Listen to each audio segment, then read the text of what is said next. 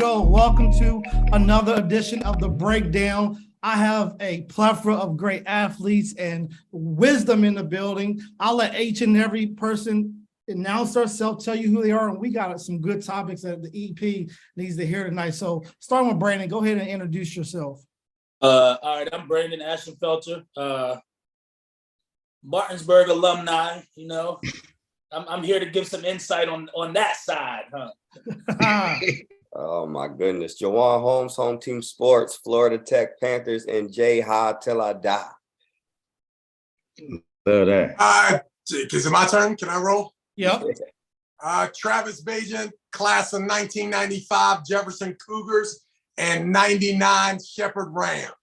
Currently Martinsburg Bulldogs. Yes, sir. How y'all doing, everybody? I'm Andrew Lyles, aka Puka, native Shepherdstown resident, currently Washington, D.C. resident.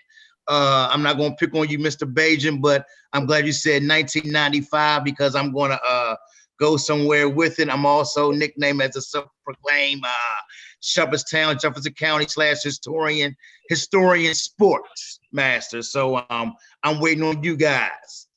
Okay. Akeem Holmes, Home Team Sports TV. Hey, well, there you have it. There's our panel for tonight. I want to jump in and talk about the Shepherd Rams football team.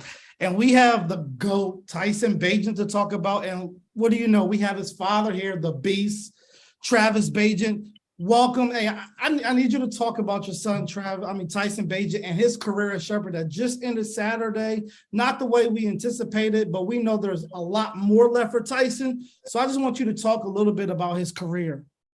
Well, first of all, I want to make sure that not the show sponsor, but my sponsor, Sweet Baby Ray's, is representing segment 2 here. And the first question. So, you know, it's really tough, guys. I'm gonna start off simply by telling you that when I talk about Tyson and our situation at Shepherd, it's really hard to not sound like a super conceited, bragging dude. Even though I love being a super conceited, bragging dude anyway, just to see if it bugs the shit out of somebody. So I can tell you that when Tyson was 7 years old, in playing sports with him, figured out that he was a lot better than everyone else at throwing the ball to the place where the guy was going to be instead of where he was at.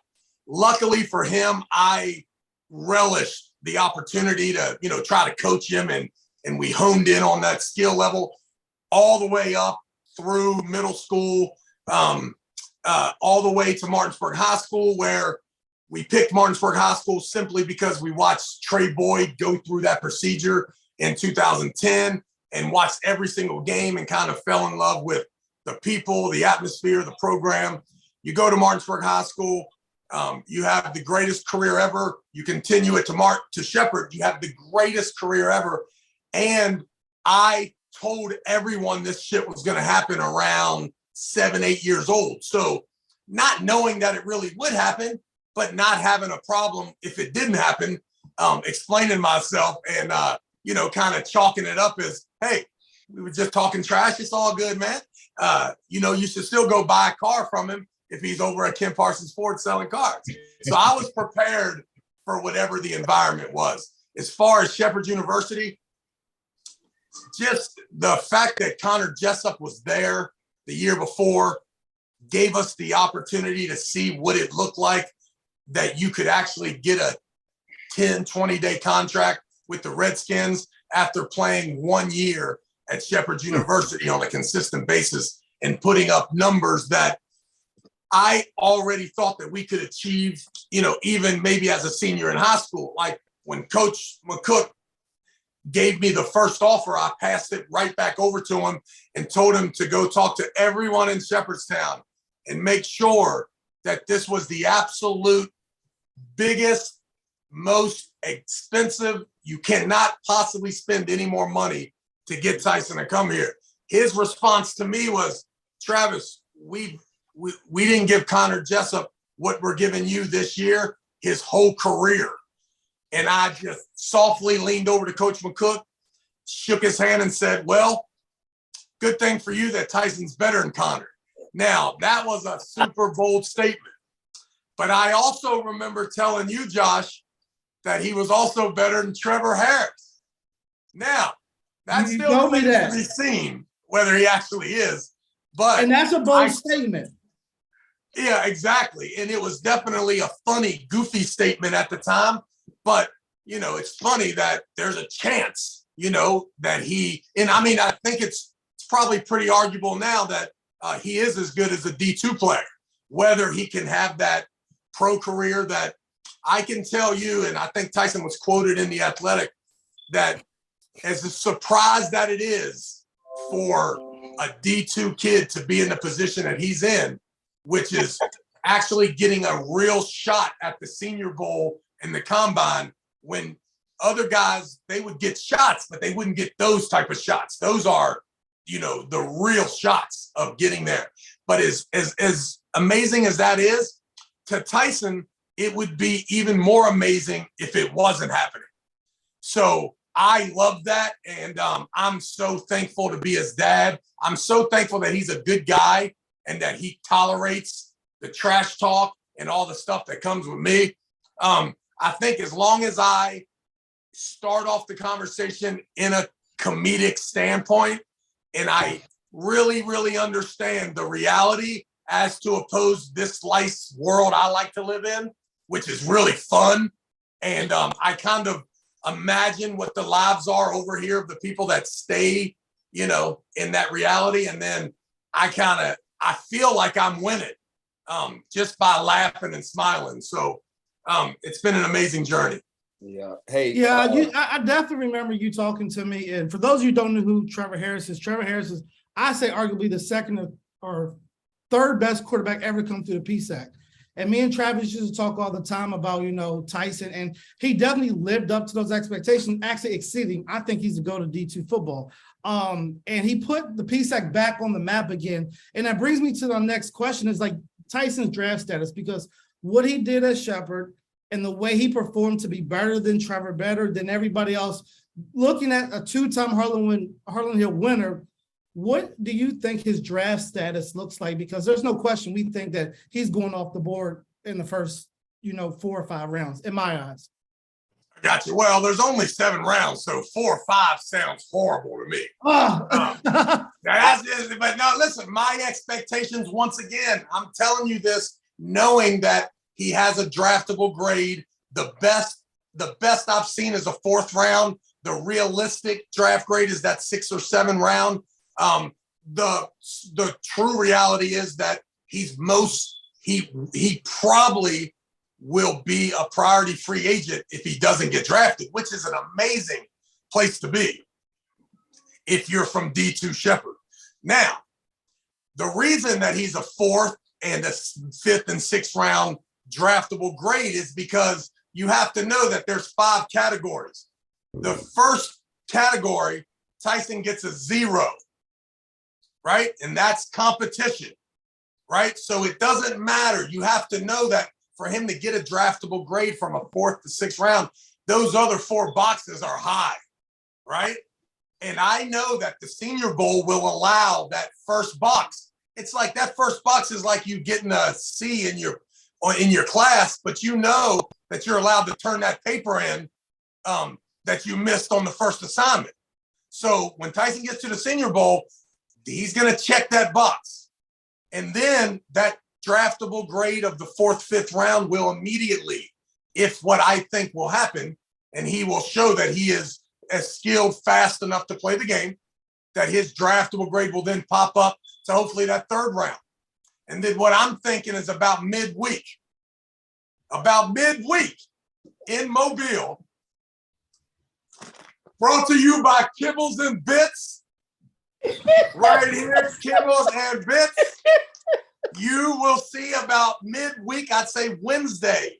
You guys are going to look on ESPN, and there I'm going to be, right in all my glory in one of these matches, because they are talking about this guy in Mobile has shown that he's the most mature, the very best leader that any of these men could ever see.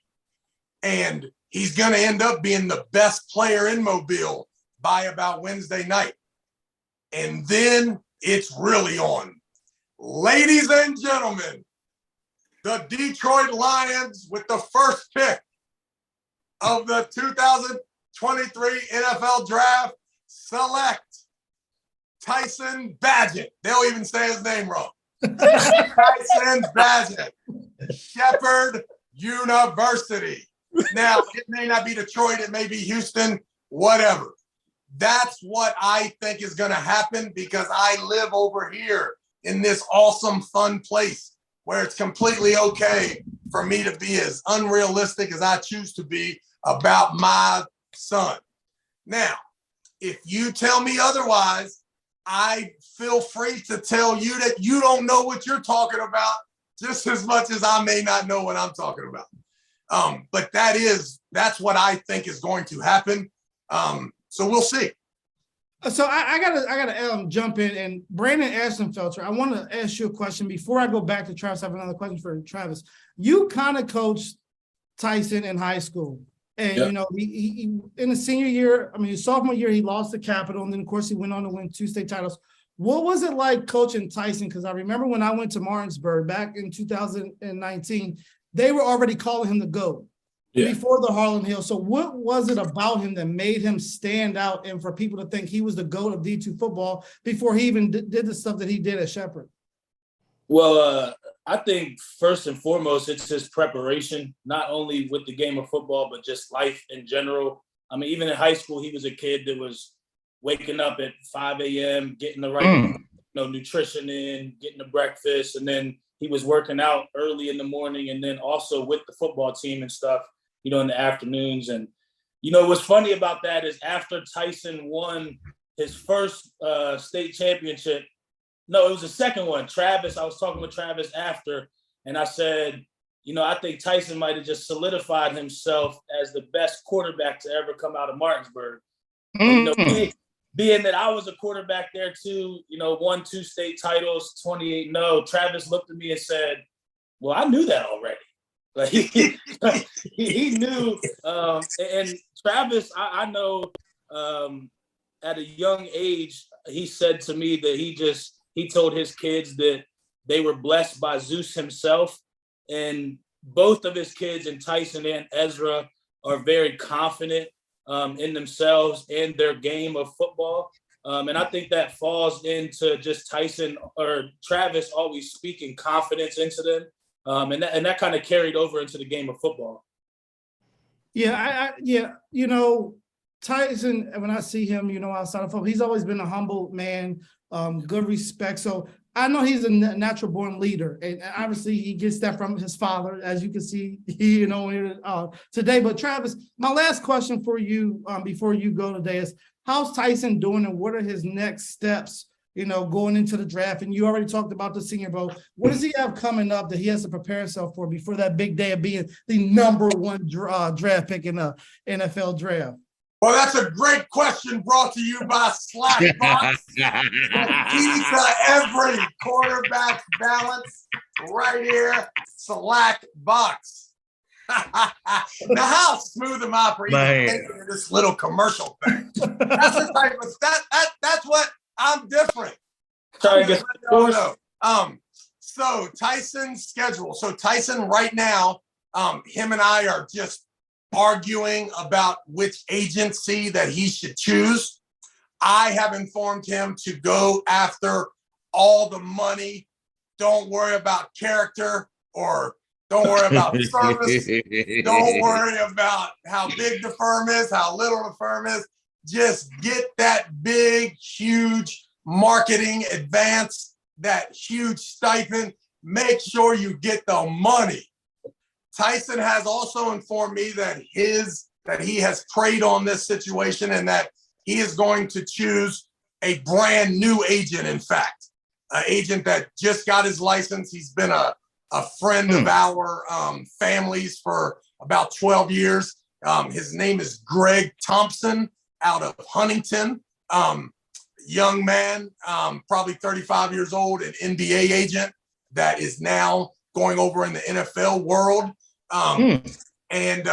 So yeah, he did the exact opposite thing that I told him to do. And he said that, the man upstairs help him make the decision. So how am I supposed to argue with that without really getting myself in trouble? So once that that paperwork is filled out, I would say in the next probably 72 hours, because I'm going to still push him to get some money. So if it's in the next 72 hours, he'll make his mind up, sign that contract with the agent. We will be in Florida on Monday looking at facilities for draft prep. We will make that decision probably the end of next week.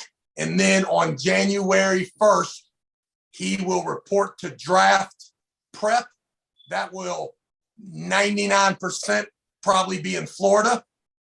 He will live there January, February, March until the draft in April, coming back to Shepherd, an occasional weekend here or there. And of course, for the mid-March pro day, which should be an amazing extravaganza for, all the local sports fans.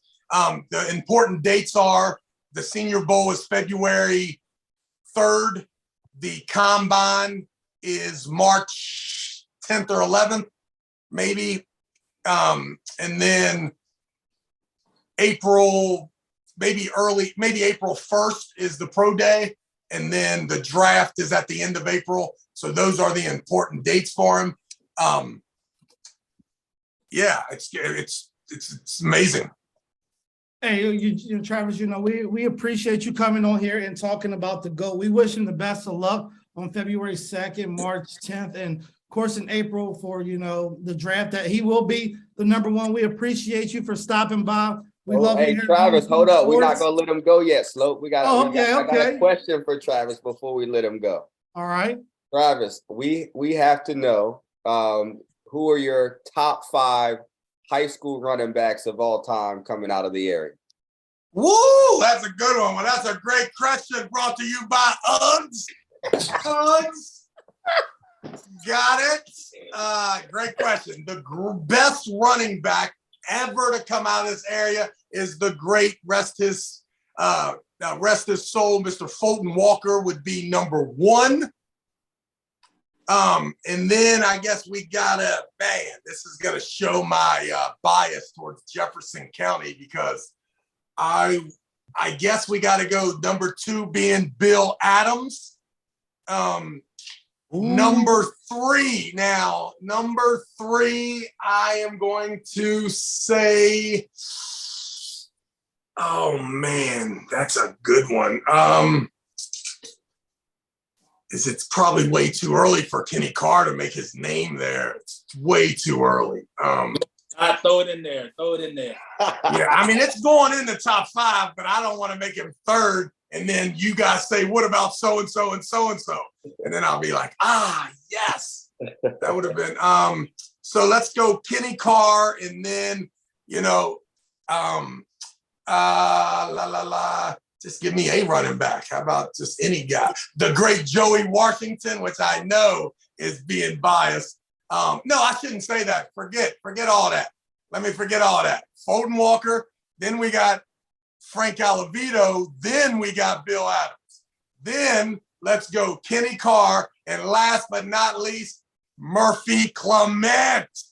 Hey, let me tell all you guys, Murphy Clement's the best football player in high school I've ever been around from an entire standpoint. I know the man has been injured and banged up, but you will see that next year it is I'm predicting a Switzer type stat line.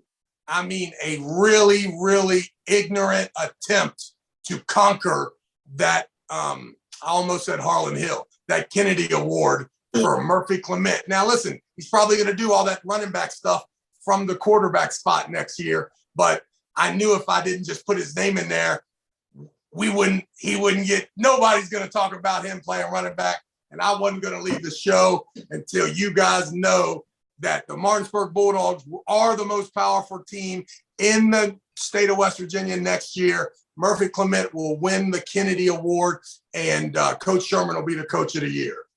So, Bam! so are you still a Bulldog now that Ezzy's gone? Yes, Yeah. I am a Bulldog until DM Elizabeth is Oh, done, okay. and maybe even Balance too. But yeah, we Bulldog. I'm gonna tell you the truth, because of what Dave Walker and Brett Sherman have done for my son. Listen, I understand football coaches. Only 20 dudes on the team like you. The other 60 think you should have played them, and they actually hate you. I love Brett Sherman and Dave Walker. Oh man. Well, we appreciate you joining us, Travis. As always, thank you for your time. Gentlemen, I appreciate you. You guys have a good one. You too. All right, B. All right, now, Travis, Mr. Brown asked me my top 5, and I said I'm gonna be professional as I can. But you know, we are. So I'm gonna go ahead and repeat Uptown, no other than Marlon Boosie Washington, aka Baggy. Everybody know, man, that's my. Actually, he's on my 5. Ain't no need for me to name nobody else. Man, just seeing him coming up, man, just. You know, no disrespect, Brandon. I still remember, even though we said running backs, I still remember when he ran that interception back from Martinsburg and won the game. You know, the man, for me personally, has so many highlights. I said Marlon Boosie Washington. I remember Cato pounding that ball. I remember Kent Carr pounding that ball. Last but not least, I'm going to go with Cecil Adams, aka Bill Adams, because I remember him in D2 playing for Shepherd College. And I'm just going by my memory. And I will going to go ahead and respect my brother who I played with for a little bit before I took that lead to Northern Virginia, Damon McDowell. I got to give my man his props. And sometimes I regret the little bit of time that I did come back, that I did not put them pads and helmet on with them, but everything happens for a reason. That's my top 5. So let me make sure I got this right. You have Damon McDowell, Kenny Carr, Frank Alvito, Boosie Washington, and Cato. Bill. Correct. He said Bill Adams. Yeah, Bill Adams. Bill Adams. So I think we're heavily dominant on Jefferson High. Now, all of us are going to give our top 5. So I'm going to transition to Mr. Ashenfelter. Who are your top 5? Because you're the youngest one on here. Who's your top 5 that ever come out of the EP? And you can be biased because we know that's how you Martinsburg fans are. Oh, whoa. Listening to these lists, man, you guys are the biased ones. But no, honestly, Kenny Carr is my, obviously going to be my father-in-law. So just watching tape of him and reading about stats and stuff, I have him in my top 5, obviously. And then Josh, I know you remember Josh Twyman. Growing up, man, watching him play, he'd take a 3rd and 30 draw play to the house. So I got him in my top. A guy that I played with that broke a lot of the Martinsburg rushing records is David Gladden. Workhorse, man. He went to Shepherd. Only played special teams and outside linebacker at Shepherd, but, a heck of a running back. Well, I got 2 Jefferson guys on my top 5 because I put, I'm a little younger, so I got to see Ryland in action. So I put Ryland because he had that one year where he rushed for over 1,700 yards, and some of the stuff he did was awesome. And then on another note on Ryland, my first year at Fairmont, we got real injury heavy at the running back position. And they switched Ryland over from corner to running back, and he did his thing at the college level too. So that's why I put Ryland within those top 4. And then rounding out my top 5, I actually have like a equal tie in 2 recent running backs that we all got to see, and Naeem Kearney and Blake Hartman. Both of them explosive running backs. Both can do it all. They'll run it up the middle, outside. They can both catch the ball. Blake Hartman's, having a great career. He's going to have a great career at Shepherd. And then you got Naeem Kearney that's at Georgetown right now, having a heck of a career as well. So I probably wasn't as biased as you guys thought I was going to be. Yeah, of course. I remember Coach Brown making that call to make Ryland the running back at Fairmont. But let's transition to Mr. Jawaan Holmes. Who is your top 5 running backs to come out of EP? Oh man, so I will start with, and this is in no particular order. And then clearly, first I'll shout out to Evan Toole, because Evan had a heck of a career. So I know eventually with his stats that he's going to be on somebody's list at some point. So congratulations to Evan. But what I will say is that in no particular order, I'll go with Damon McDowell. So I did get to grow up and see Damon at Shepherdstown and to see him at Jefferson. And he was like a man amongst boys. Like he ran hard, he was fast. And then he ended up going to Glenville. To me, I feel like he could have been a Division I running back. I don't know if, what the deal with that was, but I felt personally that he could have been a Division I running back. Second, I would go with Frank Alavito. Frank, I was young when Frank was running, but I always heard about him, always read about him in the paper. Saw a few games when I was small, and Frank was a beast. And then I'll go with Ty Mosby, RIP. Ty Mosby, just an absolute beast, just something special. So RIP to him. He don't know how great he could have been, but definitely have Ty Mosby in there. I'll also go with Ryland Newman. I'm definitely going to go with Ryland. I got a chance to see Ryland play when I was at Fairmont. I drove to Cumberland and saw Ryland and Josh play against Fort Hill, and and they both tore it up. But Ryland was definitely a special athlete in general. And then clearly, the numbers don't lie with Kenny Carr. You know what I mean? Like I've been hearing about Kenny for the past few weeks about how good he was, and I was able to see some newspaper articles.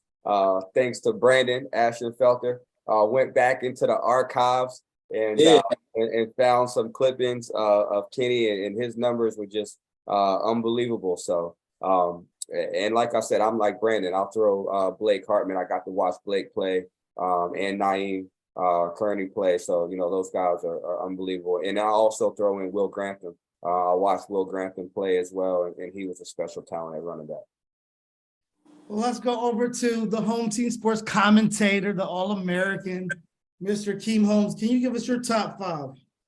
Yeah, my top five, no particular order, is Frank Alavito, Damon McDowell, Kenny Carr, Blake Hartman, and Todd Mosby, with a special shout out to Will Grantham. We call him Will the Thrill. He not only was he a beast in the backfield, but you pump return, kick return, take it to the house too. So I definitely love watching him play. So those would be my top five, and a special little honorable mention to Will Grantham. Well, I'm gonna be a little biased. I'm just going Kenny Carr, and this is no particular. I'm gonna go with Kenny Carr. I want to go with Frank Alavito just because I've heard all about him. You Kennedy Award winner, you can't deny that. Ty Mosby, that's three. I'm going to take Will Grantham over Ryland, just because of his dynamic to go out of the backfield, catch the ball, do different type of things. And let's make note, Ryland is a great. Ryland rushed, for 299 yards on 17 carries in the playoffs. I gotta go with Damon McDowell. He was unstoppable, just straight up. And I have to go with, running back from Martinsburg, played in my senior year. I can't think of his name. He was the truth. Brandon, what was his name again? Is it Twyman? Twyman, yes. Yeah, He was a difference maker. I think Josh Twyman left Martinsburg as the all-time leading rusher. He still holds it, yeah.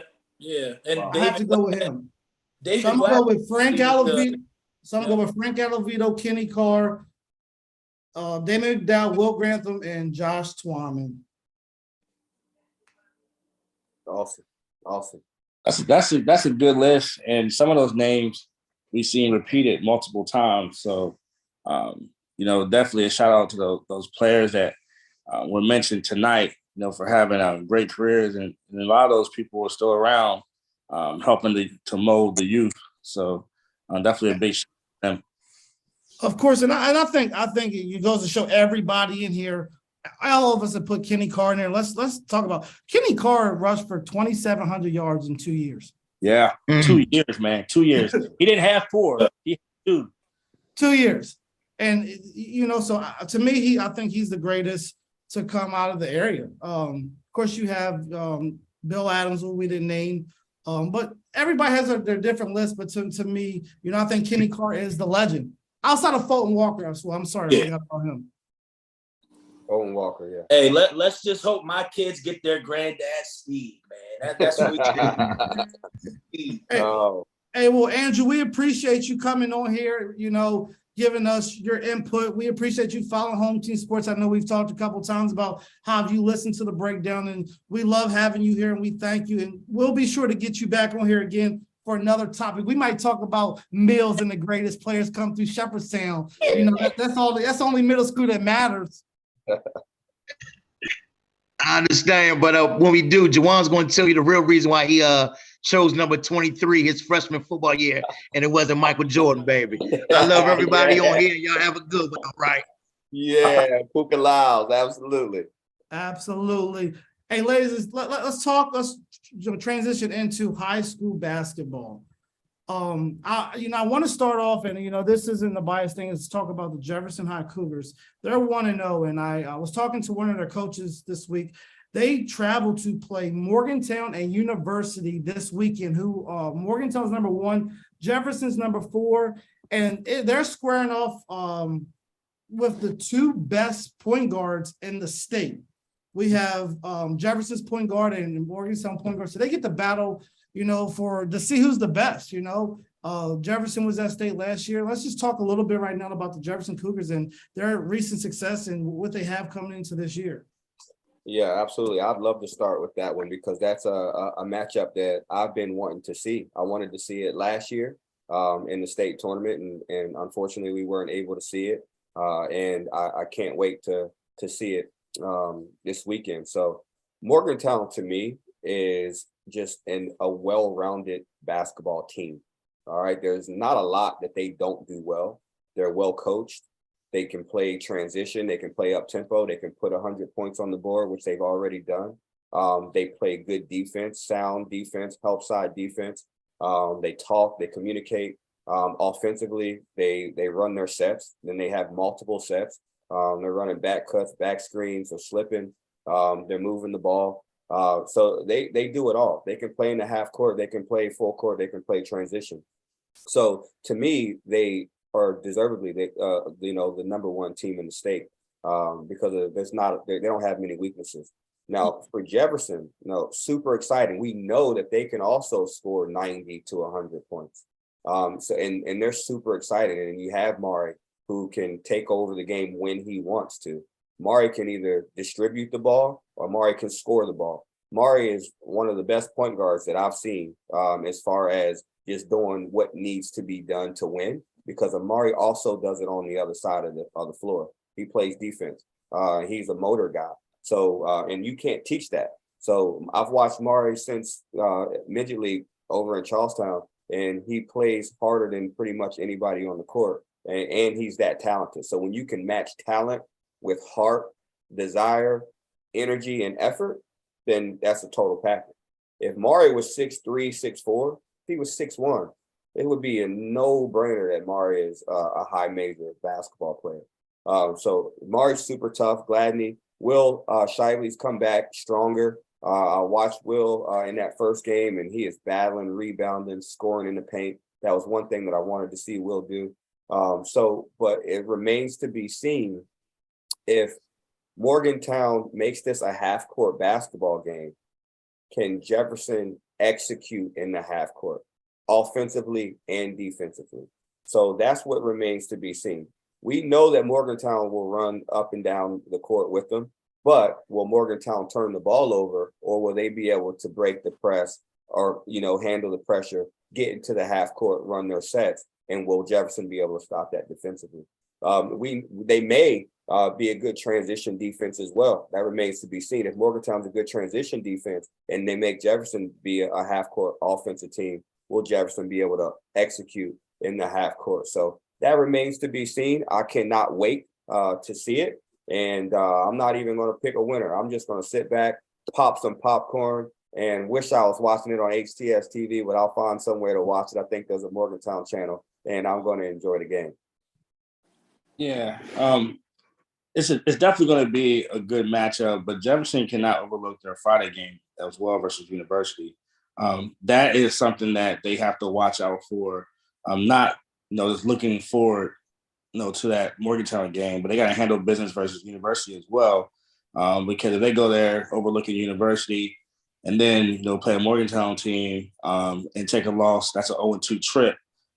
And, you don't want to do that, especially when you are one of the top 5 teams in the state. As opposed to the game, Will Shipley definitely impressed me. That game that we broadcast last week, Will looks healthy. He has athleticism back, shot the ball well. But what impressed me the most is Will played really good defense. And I think that you can tell that he works on his body. He's been in the gym. He made those adjustments that he needed to become a better athlete. So it's definitely good to see him healthy and be able to come back after that injury he had last year against Musselman, which kind of derailed his end of the season. We all know Jamari Jenkins is special. We actually, we made it with posts about his home team sports player of the year. He was named the top 5 player in the state of West Virginia at that camp. Jamari, he shot the ball well, and he's actually surprisingly really strong. He has the strength to be able to go to the middle and bang a little bit. He rebounded very well the last game, and him and Jaden Gladney have a good connection. When they fire out, they see each other immediately, and they get each other a lot of easy transition buckets. But the key for me, when we're talking about that Morgantown game, is if Jefferson can handle Morgantown's size. Morgantown has a lot of 6'5", 6'4". Jefferson center is Wyatt, and at most he's 6'1", 6'2". So Jefferson is really going to have to team rebound. Like everybody's going to have to bang on the boards to alleviate the second chance points for Morgantown. So that's what I look forward to seeing the most. That's what hurt Jefferson the most last year down at the state tournament, and that's what could hurt them the most this year, is if they can team rebound and if they can match teams that have elite size over them. I was fortunate enough to actually referee a good bit of Jefferson's basketball games this summer up in the Goretti Summer League. And one thing that really impressed me about them, and they did it, last week as well, but how well they share the basketball. And you never know going into each game who's going to be that leading scorer. They do have their top 3, but you never know out of those 3 who's going to be that top scorer of that game, because they do share the ball so well.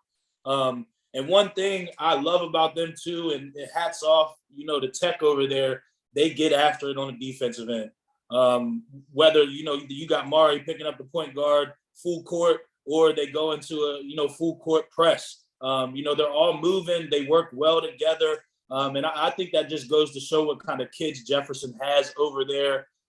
Just to know that, on any given night, you don't know who the top scorer is going to be. And it doesn't affect the way they play at all either, which is awesome for that program. So I'm definitely looking forward to, watching some Jefferson basketball this year, especially that Morgantown game.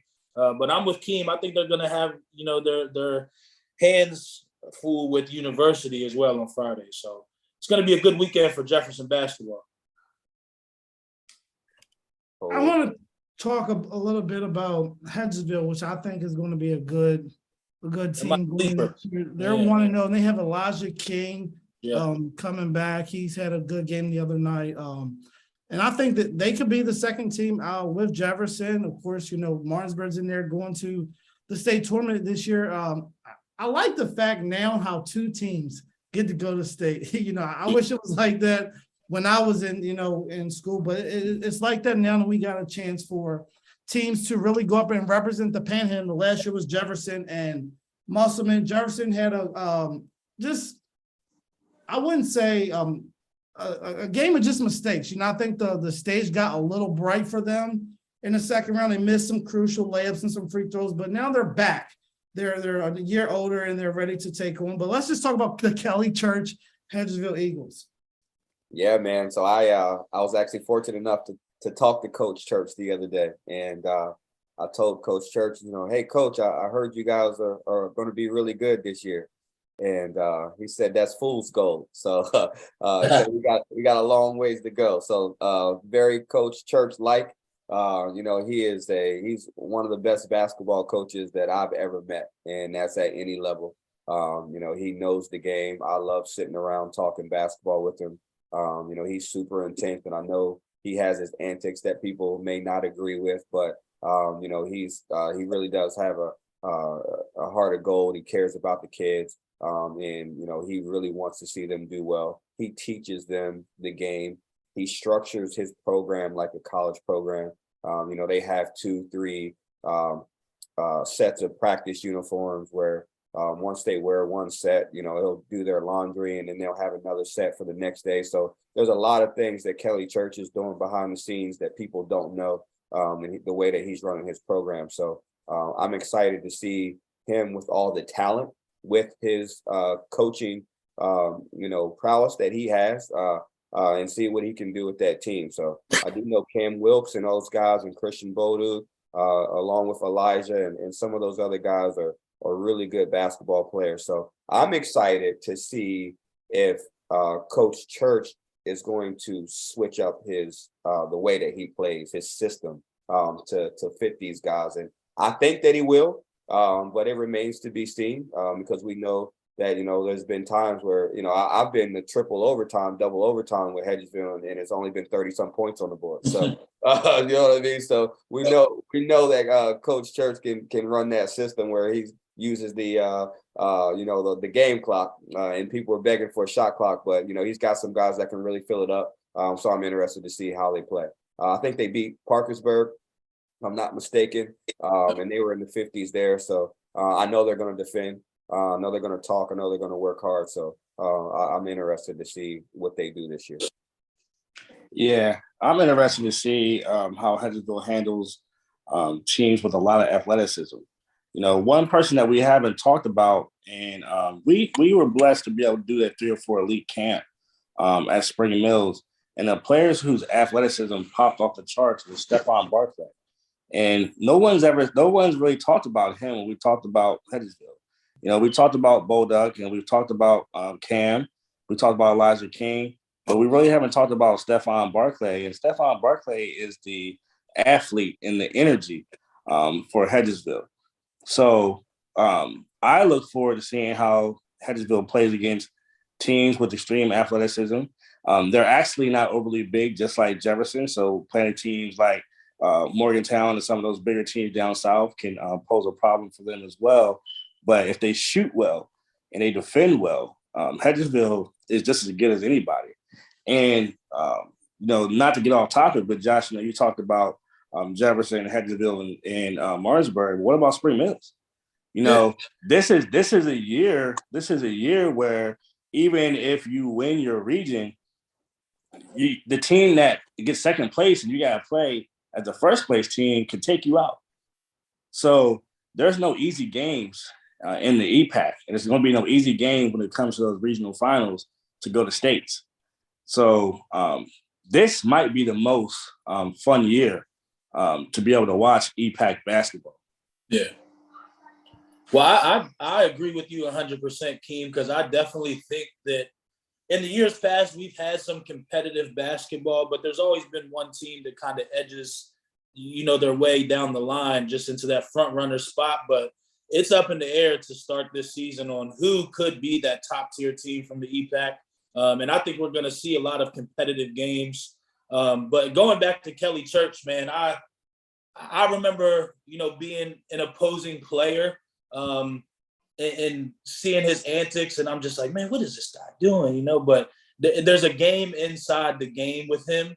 And as a referee now in the association, I see exactly what he's doing and how much that changes the dynamic of the game.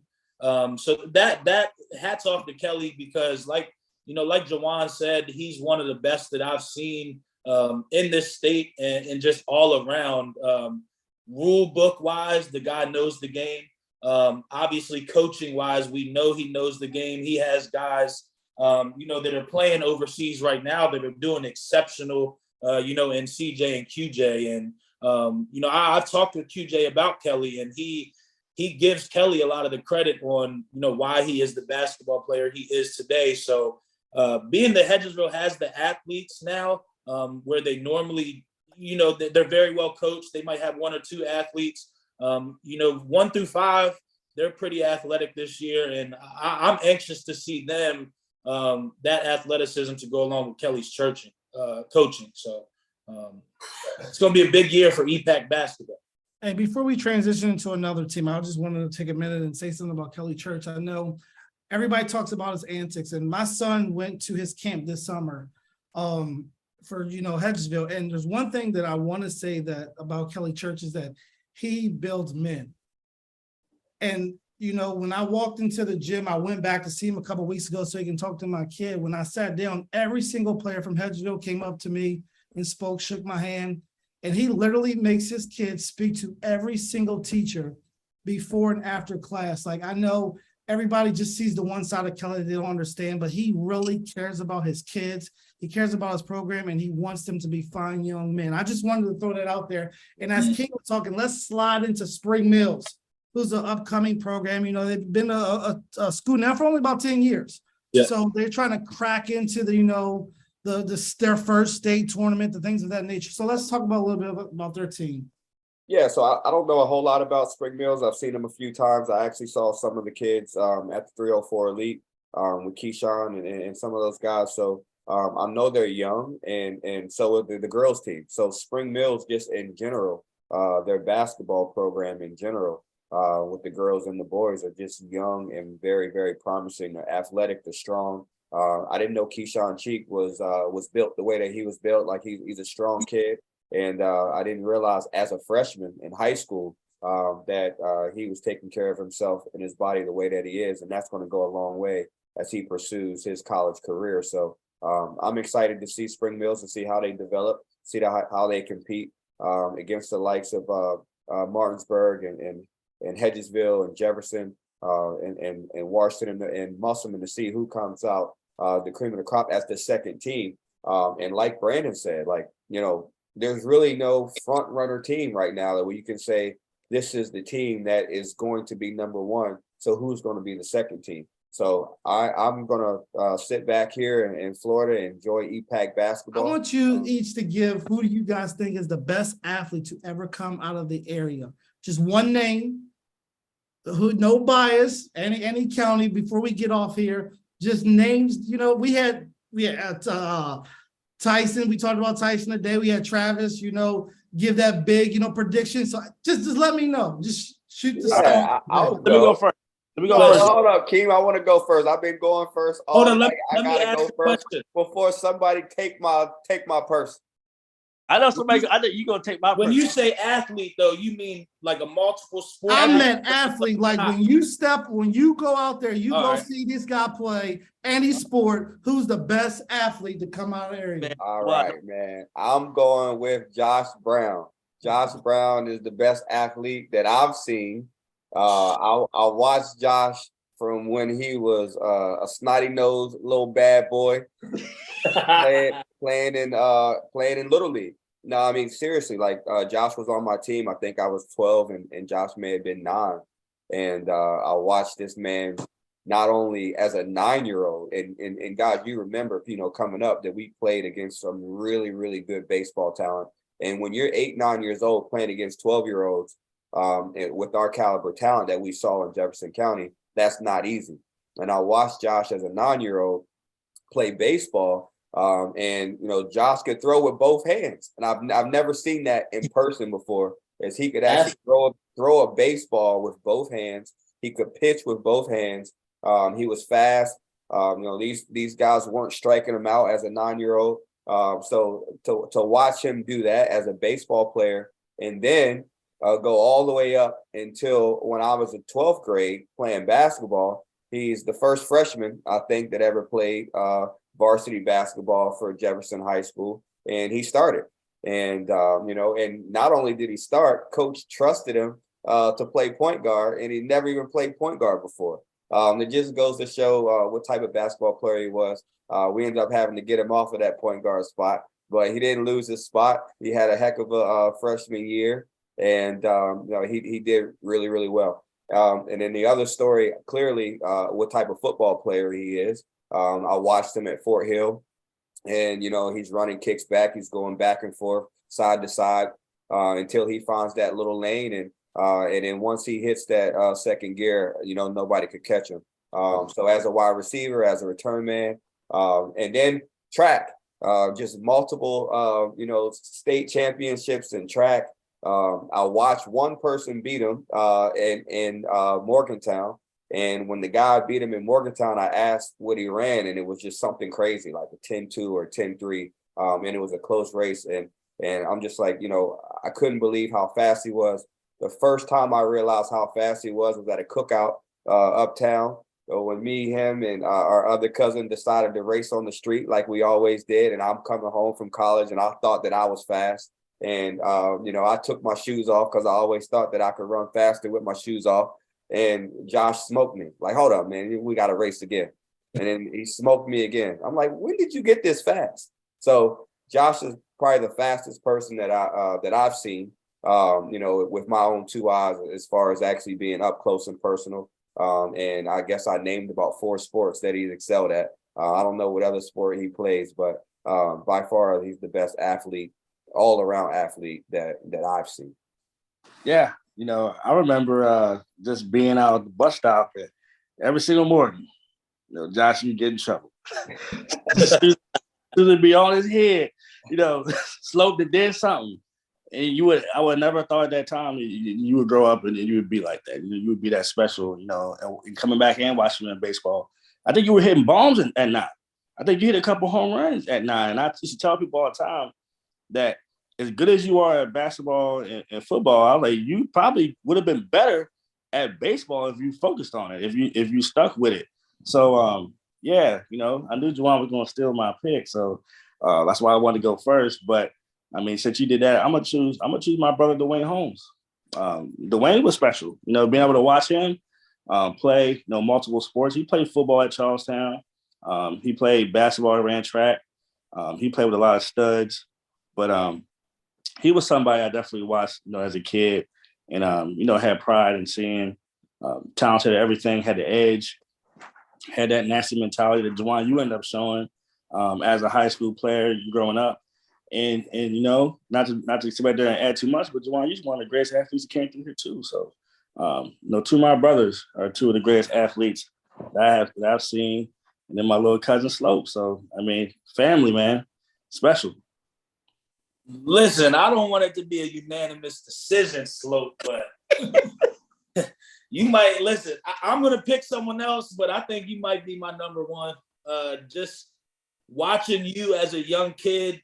I wasn't the kid that was running around trying to chase the girls at the football games. I was locked in the stands watching, and I'll never forget what you did to Martinsburg in 06, 07, 05. I mean, just watching you on the football field and then watching you in basketball, seeing you come up here to Musselman and play in that all-star game, you and Andre Horns, as a young kid, that was special because watching you two as teammates doing what you did after watching you all year battle it out. And that was special for a young kid like me. So, but I think you definitely take the cake on best athletes to ever come out of this area. But I'll go with somebody from the newer generation in Gerard Bowie, who just was an All-American D2 football. But what that kid could do at a young age, I knew he was going to be special.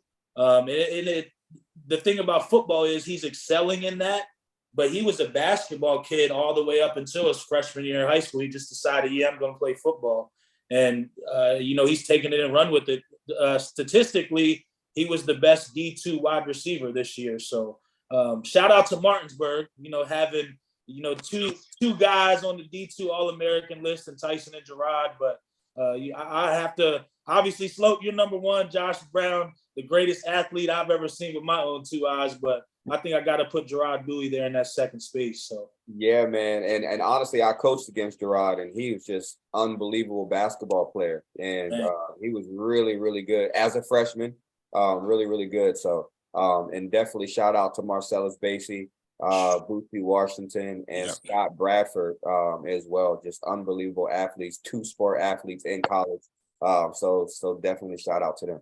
And that's what I was about to say. Hey, listen, I'm definitely not going to pick myself. I appreciate you guys. And let me make this know, baseball was my best sport. People don't know that.